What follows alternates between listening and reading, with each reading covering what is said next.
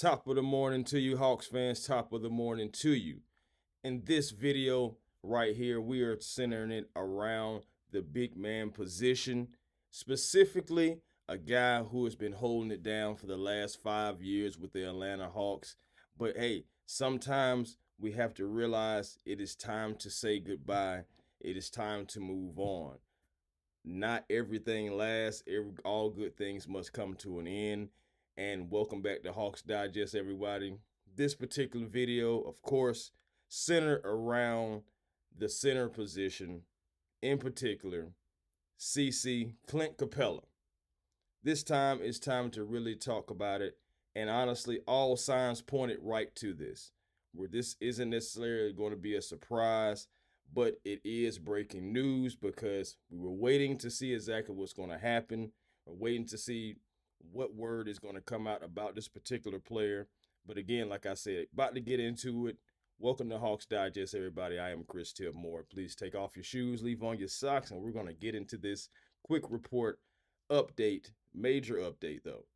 So before I do what I do, I have to do what I do.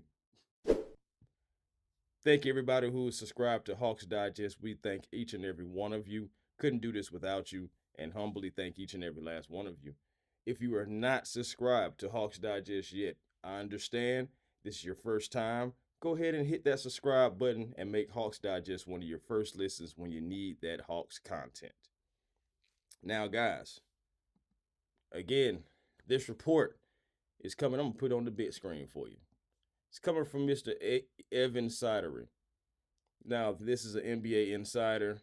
He drops a lot of good knowledge. You know what I'm saying? Good guy. You know what I'm saying? Seems like a really nice individual. He's talking about Clint Capela. And he says Clint Capela will be moving on from the Hawks in free agency. So some kind of talks have been going on behind the scenes already. And Evan is coming out with this report. Unlikely to be a starter at this point in his career, Capela is set to receive interest from contenders in need of priority backup bigs. Now, Capela, he averaged 8.9 points and 8.5 rebounds in 22 minutes per game this year. And when you think about it, that's really not bad. That's really not that bad, y'all. But just CC all together, man, just talking about the impact of Clint Capela for the last few years, last 5 years. Like I said, he's been holding it down for the Atlanta Hawks, averaging at least double digits every season except for this past season when he had his lowest minutes as an Atlanta Hawk at 21 minutes, you know, it's at 0.4. But you got to remember, man, Clint Capela, he was brought here from the Houston Rockets. I know some people there was concerned about him because his foot then he was dealing with, but he would go on to play 63 games for us, average 15 points, nearly 16, and nearly 15 rebounds, you know what I'm saying, first season.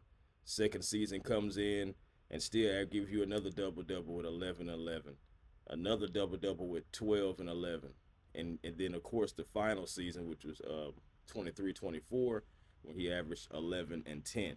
So Clint Capela was consistency as far as rebounding and, you know, some being able to be a lob threat for Trae Young, or really just any point guard that was able to hit the pick and roll with him.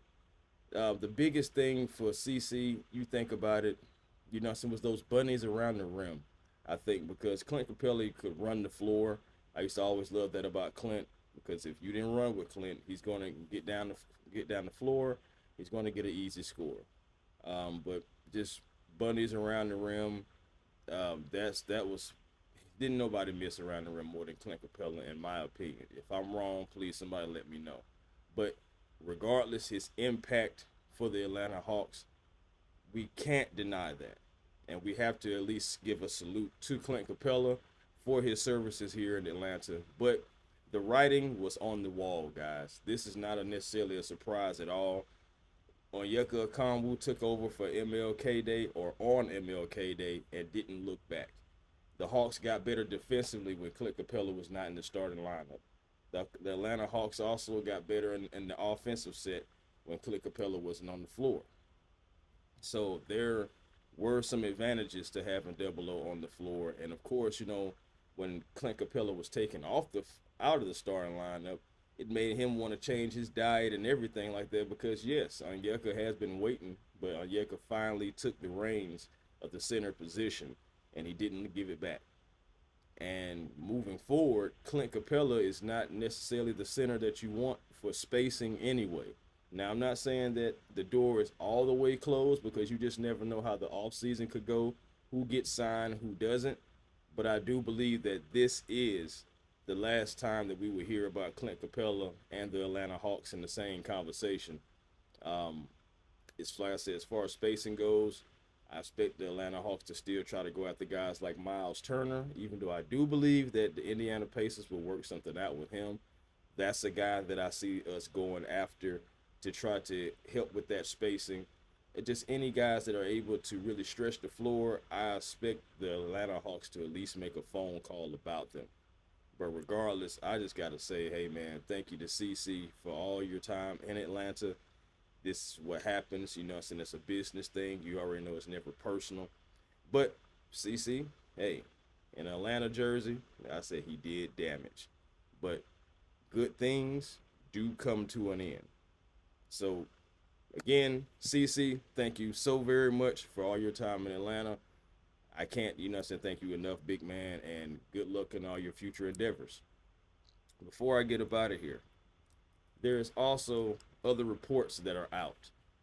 So, apparently, the Sacramento Kings are interested and they're hell-bent on trying to make sure that they can solidify that point guard position. So, they said they're looking at Darius Garland. Now, what does that have to do with the Hawks? Absolutely not. But there's another point guard that they're interested in, and that's Trae Young. It's also rumors out there about there were conversations between the Kings and the Hawks about possibly a trade being done that would get them Trae Young. But who would they have to give up? Domantas Sabonis, Zach LaVine, Harrison Barnes, a combination? Most likely would have to be a combination. But honestly, you look at those three names that I just said, they're all older than Trae Young, including Sabonis, who is 29. Now, I would like Sabonis, but at the same time, it's like, okay, so who's getting him the ball? Now, it could be Dyson, could be Kobe, but do you guys trust those guys more than you trust Trae Young with the ball in his hand? That's subjective. You make that decision. That's not for me to make. Me personally, I trust Trae over those other gentlemen. But regardless, there are rumors out there, so here comes the Trae Young trade rumors starting to heat up again. We're getting closer to the draft, of course, so you already know that having these two guys, as in Peter Dinwiddie and also Bryson Graham coming in, I'm pretty sure the Hawks knew that they were going to hire them days before the report dropped. So it's going to be roster building. It's going to be profiles and all the stuff that they have to get ready for as far as with the draft. That's another thing as well. The Hawks have 2 draft picks, which is another reason why I believe CC is out of the door as well. Because you already have on Kongwu, you have Mo G that you're probably going to try to continue to develop. We'll see what's going on with Barlow. You do have a few bigs. You still have the option of Larry Nance Jr. So it's a few things that the Atlanta Hawks could do, which honestly just equals CC out of the door. So that's my time for right now, guys. Again, like I said, I just wanted to give you guys a quick report. CC is out of the door, according to Evan Sidery. According to him, CC is no longer going to be in Atlanta. He will test the free agent market. Again, free agency may not go well for CC. Who knows? I mean, I think contenders would want a quality big for rotational pieces, and because again, he's not necessarily your starter, but he still could be a factor off your bench. So we'll see what happens with CC, guys. We'll see what happens with more trade rumors. You already know when they come out, and so if it makes sense to really talk about it, we're going to talk about it. We like to bring you guys all Hawks news when we can. So with that being said, peace and blessings to you all, guys. Be right back at you, and I'll